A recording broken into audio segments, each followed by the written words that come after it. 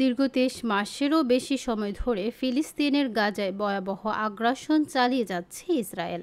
Hamas উৎখাত জিম্মি মুক্তির নামে প্রতিদিনই অবরুদ্ধ উপত্যকাটিতে নরকীয় হত্যাযজ্ঞ চালিয়ে যাচ্ছে দখলদার সেনারা। দেরিতে হলেও টনক শেষ পর্যন্ত নড়ছে পশ্চিমা বিশ্বের।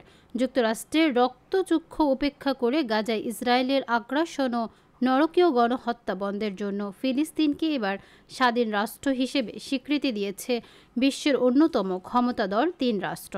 এদের মধ্যে আছে খোদ ইসরায়েল রাষ্ট্র সৃষ্টির মূল কারিগর যুক্তরাজ্য। অন্য দুটি দেশও ইসরায়েল ও যুক্তরাষ্ট্রের ঘনিষ্ঠ বন্ধু হিসেবে পরিচিত, কানাডা ও অস্ট্রেলিয়া। কয়েক ঘন্টা না পেরোতেই তাদের দলে যোগ দিয়েছে আরেক ইউরোপীয় দেশ পর্তুগাল। এতে রীতিমতো ক্ষোভে ফুঁসছেন ইসরায়েলি প্রধানমন্ত্রী বেনিয়ামিন নেতানিয়াহু ও তার পরম বন্ধুখ্যাত মার্কিন প্রেসিডেন্ট ডোনাল্ড ট্রাম্প। যুক্তরাষ্ট্র সফর শেষে ফিরে মিত্রদের এমন পদক্ষেপের মোক্ষম জবাব দিবেন বলে হুঁশিয়ারি করেছেন নেতানিয়াহু।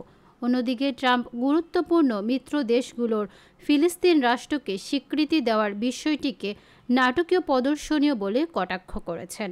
একই সঙ্গে তাদেরকে রীতিমতো ধমকাতেও শুরু করেছে মার্কিন রিপাবলিক নেতারা। সোমবার ২২ সেপ্টেম্বর পৃথক প্রতিবেদনে দ্য গার্ডিয়ান ও টাইমস অব ইসরায়েল এসব তথ্য জানিয়েছে।